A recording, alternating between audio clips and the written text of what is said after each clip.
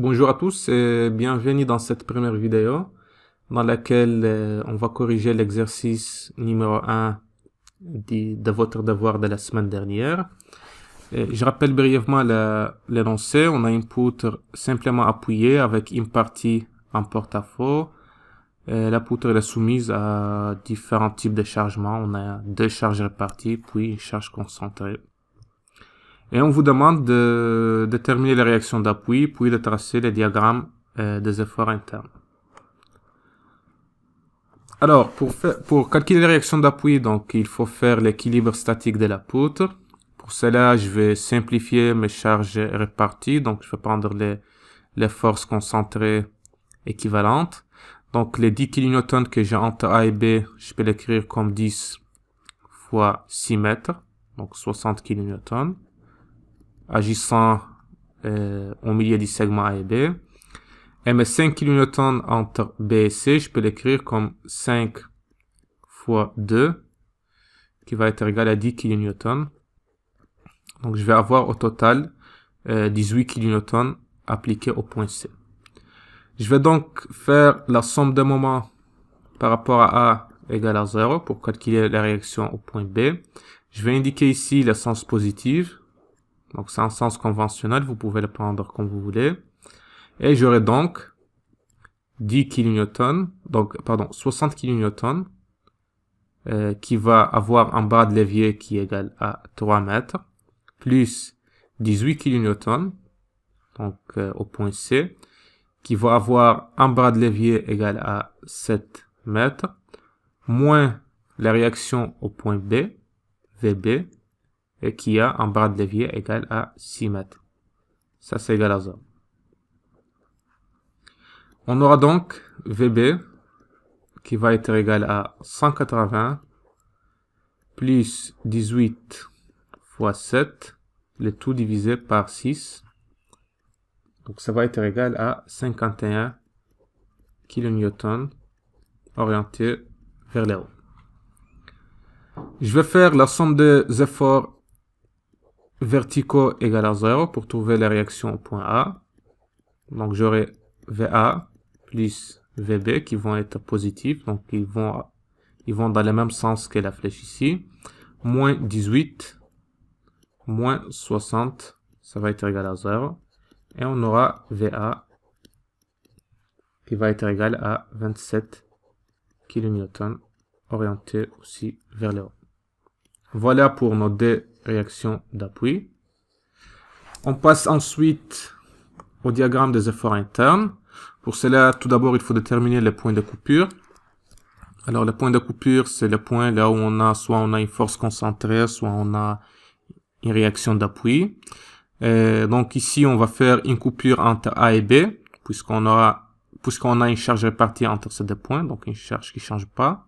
Donc on aura une première coupure entre point A et B, une deuxième coupure entre B et C, et une troisième coupure entre C et D.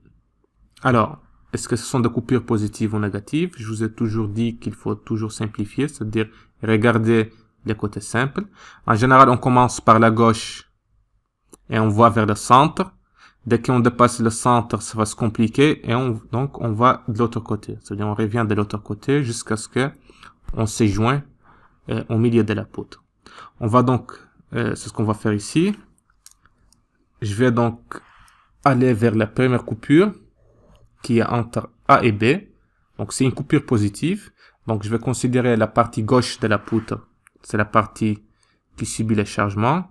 Et en fait, la partie droite, je vais la remplacer par l'effort tranchant, les moments et l'effort normal qui sont équivalents en fait à cette partie.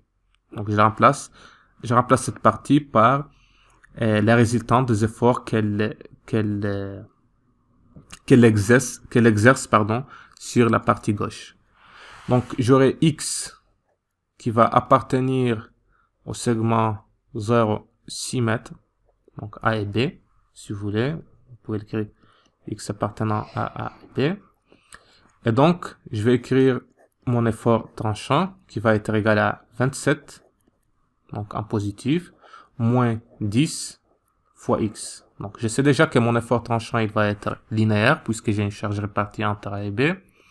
Et il y a un point important que je dois déterminer, c'est le point où le fort tranchant il est nul. Donc c'est le point qui correspond à la valeur maximale du moment. Donc quand j'annule cette équation, j'aurai en fait x qui va être égal à 27 sur 10, qui va égal à 2,7 mètres. Ensuite, je vais déterminer le moment. Mx va être égal à 27 fois x moins 10 fois x, donc ça me donne la résultante, x sur 2, ça me donne les bras de levier. J'aurai donc 27x moins 5x au carré. Donc le moment, il est parabolique, je le sais déjà parce que j'ai une force répartie. Je vais déterminer le moment maximum. Donc c'est le moment qui correspond à x égale à 2,7 mètres. J'aurai donc 27 fois 2,7 moins 5 fois 2,7 au carré. Et j'aurai une valeur qui va être égale à 36,5 kN par mètre. Je vais ensuite aller vers ma troisième coupure. Donc comme je vous ai dit, dès que j'arrive au centre, donc c'est plus simple de regarder de l'autre côté. Donc je vais faire une coupure entre C et D et je vais regarder ce qui se passe à droite. Donc je vais faire une coupure négative. C'est ce que j'ai fait ici. Donc j'ai fait une coupure entre le point C et D et je regarde en fait ce qui se passe à droite. Et je remplace la partie gauche par les efforts ou les résultats des efforts internes qu'elle exerce sur la partie gauche. Je vais donc écrire, donc dans ce cas, mon x, il va appartenir à 7 mètres et 8 mètres, donc les derniers mètres de la poutre. J'aurai v de x qui va être égal à,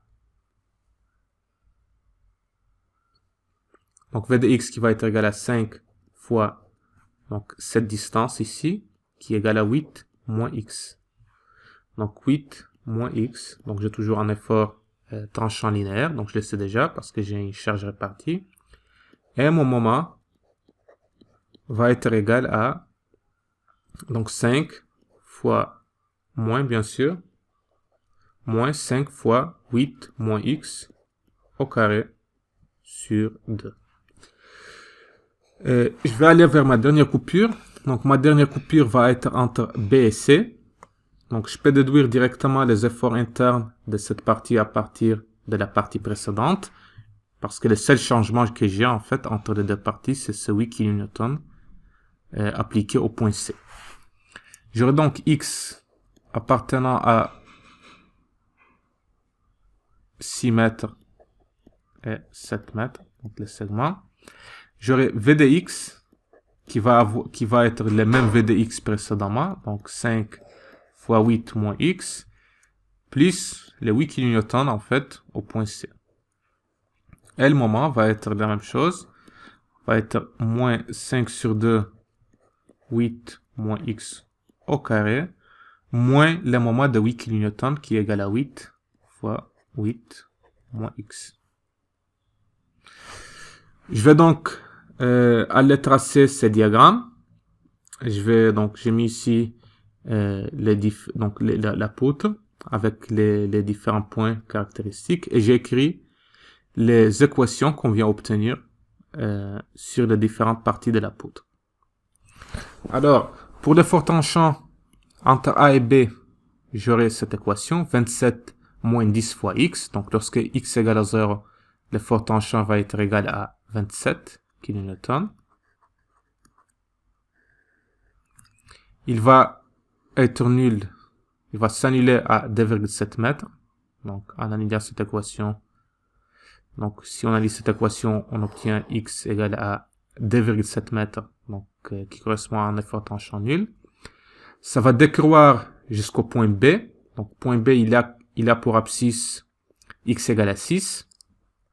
Donc, je peux trouver donc VB va être égal à 27 moins 60. Donc, je remplace par x égale à 6. Ça va être égal à moins 33 kN. Donc ça c'est VB. Donc VB va être égal à moins 33 kN. Je sais que au point B, j'ai une réaction d'appui, donc mon effort tranchant va faire un saut. Donc le saut, il correspond à 51 kN. C'est-à-dire le saut, donc ici, j'aurai une valeur qui est égale à moins 33 plus 51 kN. J'aurai donc ici une valeur de l'effort tranchant qui va être égale à 18 kN. Donc, je commence par l'autre partie, parce que c'est la plus simple. Donc, après, je vais rejoindre les deux parties. Alors, dans l'autre partie, j'aurai un effort tranchant nul au point D. Donc, ça, je le sais.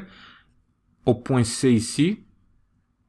Donc, au point C, il va être linéaire. Donc, je vais calculer VC moins, ça veut dire VC plus, pardon. C'est-à-dire après C, lorsque je dépasse le point C. C'est égal à 5 fois 8 moins l'abscisse du point C, ça va être égal à, donc c'est égal à 7 mètres. Donc j'aurai un effort tranchant qui est égal à 5 kN. Donc je vais mettre ici 5. Donc je sais que ça décroît d'une manière linéaire.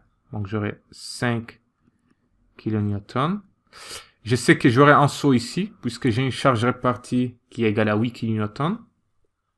Donc j'aurai un saut de 8 kN. Donc ça va devenir 13 kN.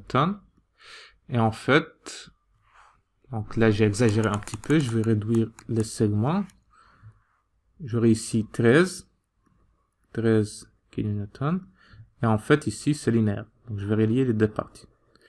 Et normalement, ça doit être parallèle à ça. Parce qu'ils ont la même pente, même si c'est pas très clair ici, mais les deux pentes vont être parallèles. Parce qu'en fait, j'ai la même pente. C'est moins 5 fois moins 5. Je passe maintenant au moment fléchissant. Donc, entre A et B, j'ai une équation quadratique qui est égale à 25x moins 10 sur 2x au carré. Je sais quel moment il va avoir sa valeur maximale là où on a l'effort tranchant qui est nul. J'ai déjà calculé ça. J'ai une valeur maximale du moment qui est égale à 36,5 kN. Donc, moment au point A, c'est nul puisque j'ai un appui simple. Ensuite, je vais monter, donc je vais descendre, pardon. Je vais descendre vers le point B. Descendre, bien sûr, en signe. Alors, le moment au point B, il suffit que je remplace par x égale à 6 dans l'équation MAB. Donc, MAB, lorsque x égale à 6, va être égal à 27x moins 5, 27 fois 6, pardon, moins 5 fois 6 au carré sur 2. J'aurai donc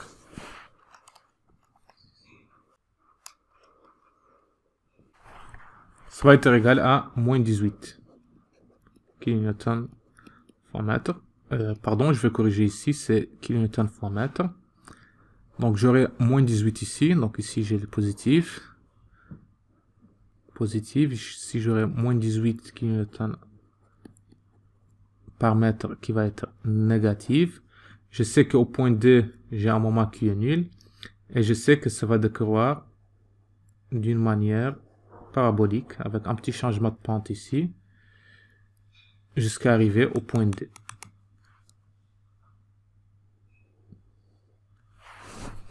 Et voilà en gros mes deux efforts.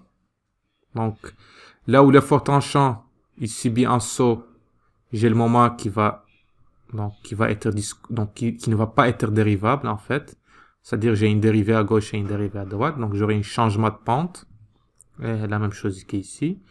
Et là où l'effort tranchant il s'annule, j'aurai un moment fléchissant qui va être maximum.